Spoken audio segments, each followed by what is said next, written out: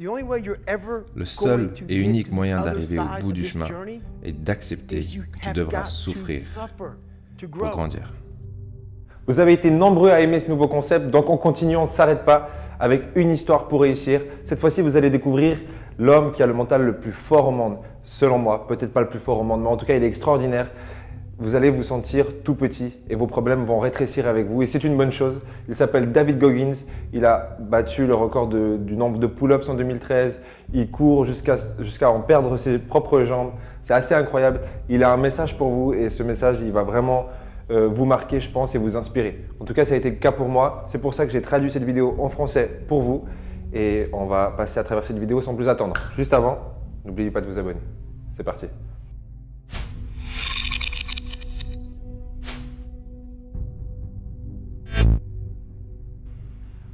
J'étais juste un enfant peu sûr de lui et apeuré. Et la seule façon pour moi de me trouver a été de me pousser à travers les choses les plus horribles qui soient. Personne ne m'a aidé. Et le sentiment que j'avais tous les matins quand je me regardais dans le miroir était juste horrible. Je ne voulais plus me sentir comme ça. Je me sentais comme quelqu'un qui n'allait nulle part, un gosse qui avait peur. Et la plupart des jeunes acceptent ce sentiment et vont chercher de l'aide. Mais la meilleure chose qui me soit jamais arrivée, c'est que personne ne soit jamais venu m'aider. Personne s'est senti désolé pour moi. Je devais trouver une solution et je n'allais pas être un raté toute ma vie. Et la seule façon que j'avais pour changer était la souffrance.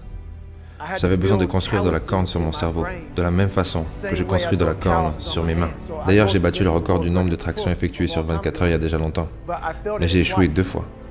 J'ai dû faire 67 000 tractions en essayant de battre ce record. Donc pour faire 4030 tractions, j'ai dû faire 67 000 tractions pendant l'entraînement. Et ce que j'ai réalisé était que pour devenir l'homme que je voulais devenir, je devais me voir comme la personne la plus faible que l'univers n'ait jamais créée. Mais je n'ai jamais blâmé l'univers pour tout ce qu'il m'a fait. Je voulais juste changer et devenir l'homme le plus fort qui n'a jamais été créé. Suis-je le plus fort ? Je ne sais pas, mais nous avons tous besoin d'un objectif. Mon but quand j'étais assis là, courbant les cours, me faisant malmener, ayant aucune estime pour moi-même, mon but était de devenir la seule personne qui allait pouvoir me changer. Et pour y arriver, j'allais me faire subir les pires choses qu'un être humain puisse subir. Je savais que c'était la seule façon pour moi de construire ce cerveau qui allait pouvoir m'aider à faire face à tout ce qui pouvait arriver. Je devais endurcir mon esprit à travers la douleur et la souffrance. Une stratégie qui marche assez bien pour moi, que j'ai trouvée dernièrement pour accepter la souffrance, parce qu'en fin de compte, la souffrance, c'est ce qui nous permet de grandir. C'est simplement déjà d'accepter que je suis faible en premier lieu, parce que si je ressens cette souffrance, c'est qu'en quelque sorte, j'y suis sensible. Et c'est le premier point, accepter cette souffrance. Et le deuxième point, c'est de me dire, de changer mes perspectives mentales et de me dire, ok, là, je me sens pas bien, je me sens faible, et j'en peux plus. Mais si j'acceptais ce sentiment et que j'en demandais plus, donc vous êtes là, vous n'êtes pas bien, et vous vous demandez à vous-même ou à l'univers, peu importe, ok, je suis prêt, donne-moi en plus.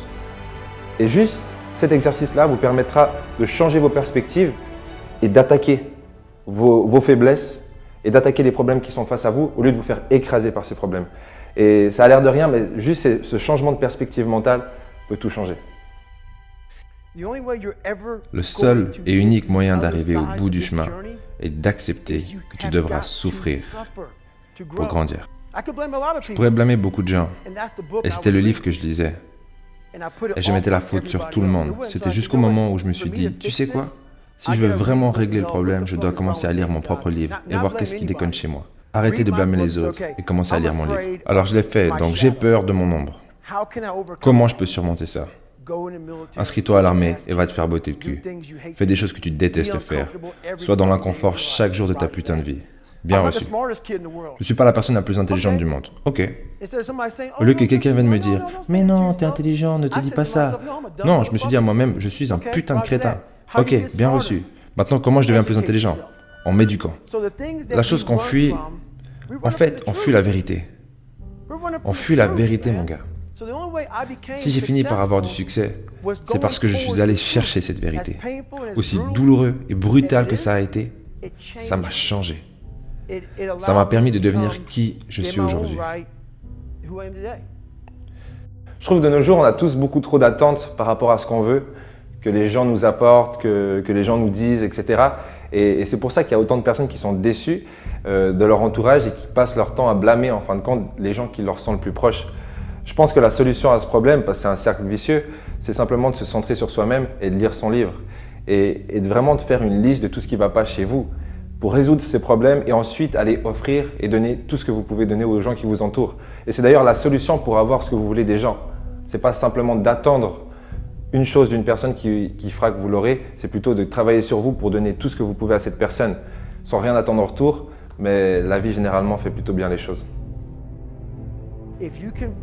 Si vous pouvez, pour le reste de votre vie, vivre à l'intérieur de vous-même, sans écouter les gens qui vous traiteront de gros, gays, transsexuels, nègres, toutes ces choses qui n'ont aucun sens, tous ces gens peu sûrs d'eux essayant de vous rendre aussi faibles qu'eux. Vous devez être ce que Dieu veut que vous soyez, ou peu importe en quoi vous croyez, je m'en fous de savoir en quoi vous croyez. Vous devez prendre tout ce que vous avez et vous en débarrasser. Vous devez croire en une seule chose, et cette chose c'est vous-même. Je ne suis pas en train de dire de ne pas croire en Dieu ou peu importe en quoi vous croyez. Mais maintenant, si vous voulez trouver la force en vous-même, je peux vous dire que vous ne la trouverez pas dans un livre. Ou même en m'écoutant. Je vous donnerai peut-être l'étincelle, mais vous devez aller à l'intérieur de vous-même pour trouver votre force. Et ça veut dire que vous devez être silencieux, fermer votre grosse gueule, aller dans une pièce, calmer vos pensées, chercher votre esprit, vos capacités, et vous trouverez. Mais si vous ne cherchez pas, vous ne trouverez rien. Vous devez commencer à suivre votre chemin. Et ce chemin commence lorsque vous trouverez pourquoi vous êtes sur cette terre. Pourquoi êtes-vous là? Et si vous n'avez pas la réponse, vous passerez le reste de votre vie perdu, avec cette question sans réponse. On voit des citations partout sur Instagram de trouver qui vous êtes réellement ou des vidéos de motivation. Et c'est inspirant, c'est joli, ça sonne bien. Mais par contre, en réalité, c'est tout autre chose. Et du coup, je vais vous donner une méthode que j'ai utilisée dans le passé. C'est simple, vous allez dans une chambre, vous prenez une feuille blanche et un stylo avec vous. Et c'est samedi par exemple, et vous prenez tout votre samedi, que ce soit 16 heures de votre samedi. Et vous essayez de trouver qui vous êtes réellement. Qu'est-ce qui vous inspire le plus? Et si la page reste blanche, ce qui risque d'être le cas, ça va générer un niveau d'inconfort incroyable en vous. Mais peu importe, vous allez vous coucher dans ce niveau d'inconfort. Et le lendemain, dimanche, vous vous levez et vous reprenez ça. Et au bout d'un moment, cet inconfort va devenir tellement grand que la seule solution sera de trouver la réponse. Et c'est à ce moment-là que vous trouverez quel est votre pourquoi et qu'est-ce que vous êtes censé faire dans ce monde. Mon discours interne et la visualisation sont deux clés à mon succès. J'ai vraiment cru, pendant les 30 derniers kilomètres de ma course, que j'étais indestructible. J'étais au milieu de cette course avec le dos brisé, du sang qui coulait le long de mes jambes, de nombreuses fractures, et j'utilisais tout ça comme motivation. Au lieu d'utiliser ça négativement, je me suis dit à moi-même, mais qui sur cette putain de planète serait encore en train de courir maintenant? Je l'étais. Donc je devais forcément être l'enculé le plus résistant de cette putain de planète. Est-ce vraiment le cas? J'en ai rien à foutre. À ce moment-là, ce discours que j'avais avec moi-même m'a aidé à aller jusqu'à la ligne d'arrivée. Mais j'y croyais. Je le crois toujours d'ailleurs. J'y croyais tellement que mon corps a fini par se dire « Il ne s'arrêtera jamais ». J'ai pris toutes les choses les plus négatives comme le fait que je finirais à l'hôpital ou pire encore et je me disais à moi-même « Mais qui pourrait continuer ?» Je l'ai fait. Qui pourrait avoir l'idée de se scotcher la jambe fracturée pour continuer? Je l'ai fait. Toutes ces choses, je les ai utilisées comme motivation.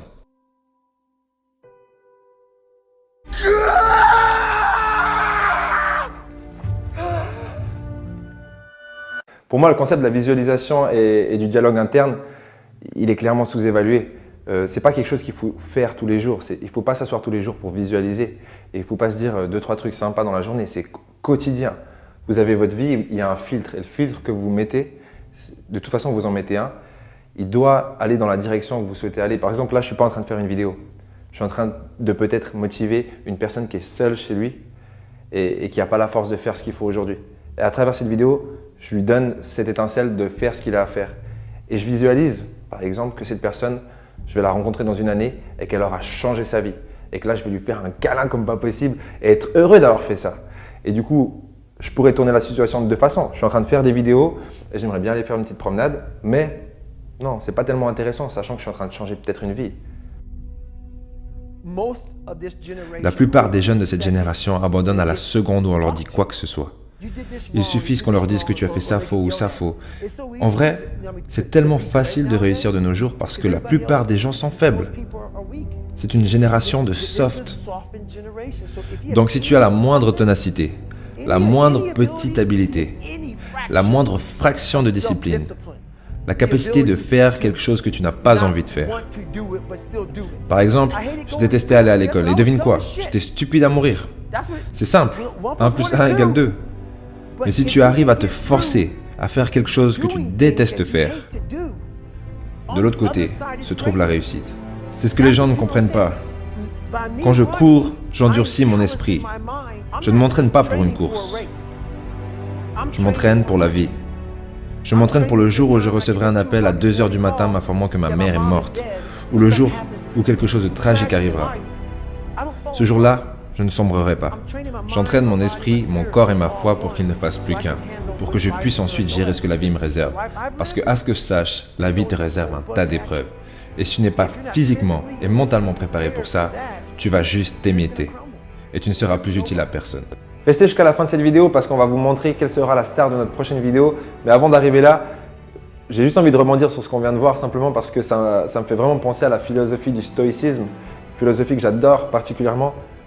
Pour ceux qui connaissent, vous connaissez du coup forcément Marcus Aurelius, Seneca, et c'est des hommes qui m'inspirent énormément. Pourquoi? Parce que leur philosophie, c'était en gros que pendant les moments où tout va bien, c'était les moments pour s'endurcir, pour les moments qui allaient suivre, qui allaient être plus compliqués. Et de nos jours, tout le monde profite d'EasyJet, allez, vous vous promenez dehors, tout le monde est sur des terrasses, comme si on allait pouvoir vivre cette vie indéfiniment. Et c'est pas le cas. Et du coup, je trouve que notre génération, autant je ne dis pas qu'il ne faut pas profiter de la vie, mais d'un autre côté, qu'est-ce que ça veut dire profiter de la vie? Et aussi, est-ce que ce n'est pas vraiment le meilleur moment pour s'endurcir, pour profiter de ce moment où tout le monde ne fait rien pour faire quelque chose et avoir un impact dans ce monde? Comme il le disait dans la vidéo, de nos jours, c'est tellement simple de réussir, sachant que tout le monde est faible. Et c'est une opportunité à saisir pour ceux qui ont cette motivation, cette énergie au fond d'eux de faire quelque chose. Comme promis, on va découvrir qui sera la star de notre prochaine vidéo. Mais avant ça, si la vidéo vous a plu, c'est le moment parfait pour lâcher un petit pouce en l'air et un commentaire. Pourquoi un commentaire? Parce que ça nous aide à être mieux classés dans YouTube. Et voilà. Donc si vous avez rien à dire, dites salut Sony, c'était vraiment super ta vidéo. Non, je plaisante, faites ce que vous voulez. Un pouce en l'air, ça ferait plaisir. Un commentaire, ça sera encore mieux. Et n'oubliez pas de vous abonner et de cliquer sur la petite cloche pour être sûr de ne pas manquer la prochaine vidéo. Et avant de terminer, encore une fois, si vous souhaitez avoir un t-shirt de motivation, c'est le deuxième lien dans la description. Mais du coup, quel est le premier lien? Le premier lien vous offre un livre qui s'appelle Motivation, kit de survie. Tuez le confort, votre vie en dépend. Et dans ce livre, on a vraiment mis ce livre en place en fait pour vous aider à mettre des solutions en place. Ce n'est pas un livre qui va vous prendre 3 heures à lire, c'est vraiment un livre pratique. Voilà, je m'arrête ici. Je vous remercie encore une fois et on va découvrir sans plus attendre qui sera la star de notre prochaine vidéo. La confrontation avec la peur est une façon magique de faire face aux choses qu'on a à faire dans cette vie. Vous savez, oubliez la sécurité, vivez pour l'expérience.